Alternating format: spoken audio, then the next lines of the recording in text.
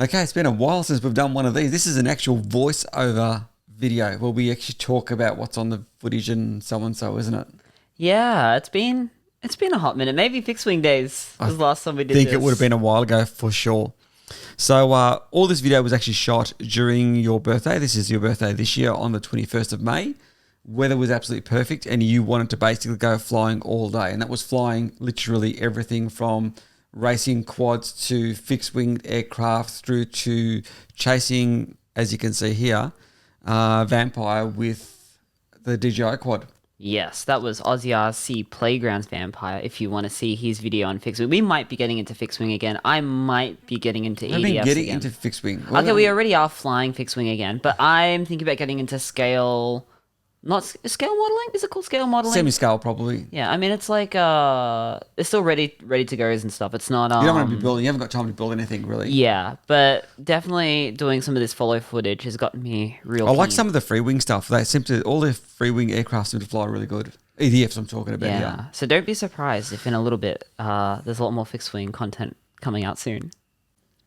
So today's video is about fun tracks and close racing. Our spec racing. This is our format, not necessarily a format that you would use for everyone. Is that correct? Correct. Yeah, it's definitely. I don't think it's something you could use in a proper competitive race format, but because our quads are identical, there's about 2 grams difference between them. Mine's a couple grams heavier than Dad's, and then mine's throttle limited severely to sort of really get us both pushing. They're also both limited in effect because they're 6S quads running The for 6S quad's running for us, and then I've got a throttle limit on me first. So I've got 100% throttle. Thomas has got a 60% throttle, and that virtually guarantees that every single race is going to be close unless someone makes a mistake. Yeah, we've pretty much gotten to the point now where you will have TQ by the end of the day. Pretty much guaranteed. Yes, and Thomas has got more consistency, so therefore, even though he may not have TQ, he'll actually have more consistent laps, which is obviously evident. He's a better pilot, so he's going to fly better than me. So hence, For now, well, we'll see.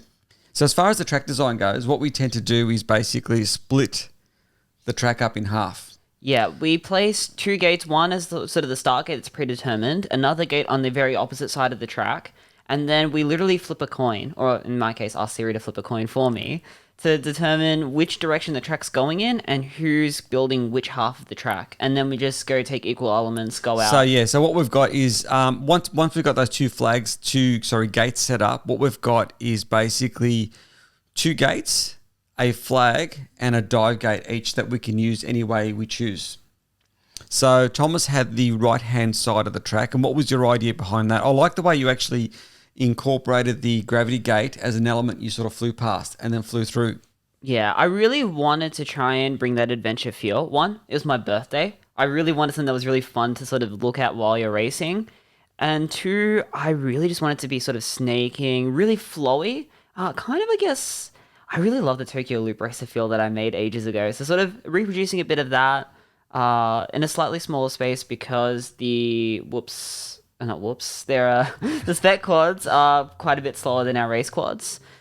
And then also, I just really like the elevation changes. I had an idea of what I thought you might do on the other side of the track, and so I knew if I had a really nice sort of up lead into the next section, it's going to be sort of a real adventurous feel.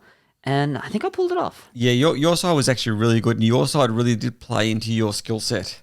And what I try to do with mine, because you'll notice Thomas's is very flat. Where you do gain altitude, it's a gradual gain of altitude.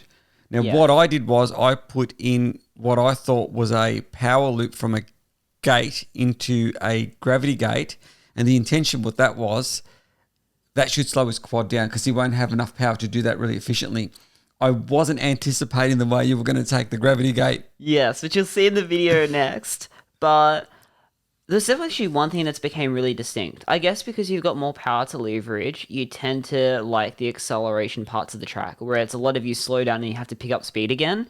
Whereas for me, I really love the areas where you just conserve momentum, where once you're up to speed, if you can manage your momentum well, you can sort of hover around at really high, just maintain high speed. And that's sort of where I have to try and do damage on you, because otherwise in the acceleration areas, you're just going to walk from me. Yeah, you tend to be blade to blade the whole time. It's not uncommon to actually clip each other 3 or 4 times. Ironically, this started out of me wanting to learn how to overtake. And it's gotten to the point now where you're so quick that trying to make clean overtakes is so difficult now. You've just got to commit and hope for the best, isn't it, almost? Pretty much. I think we're getting some tactics slowly. I really like to try and get really high entry speed, hoping you make a mistake and slow down, and I can pull ahead of you quick enough on the exit that you don't just pin the throttle and get me again, right? We should actually get a few of these videos out with actual audio of us talking when we're actually racing, because people would find that pretty funny. It is pretty funny. It's gone to the stage now where I'm literally talking to Dad while he's racing, trying to throw him. He actually tries to out-psych me. You know, I just can't believe he does that. But anyway, I'll hit the play.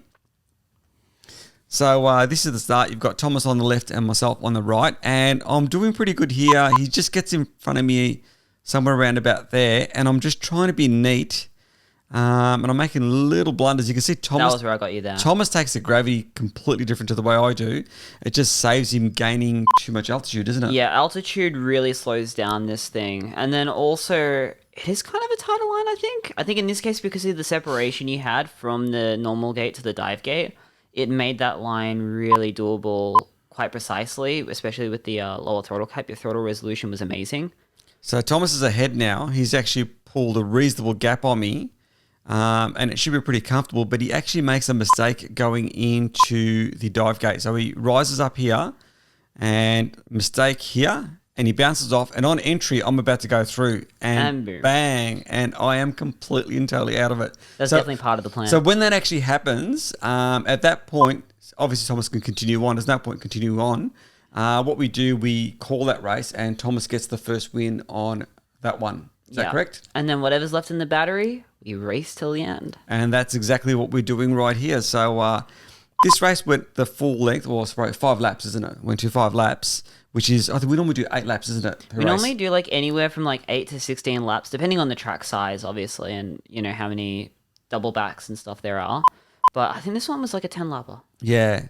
Thomas is really, really smooth here, and you can see he's actually pulling away, and I'm putting lots of micro corrections in all the time. And that's where you're doing the damage.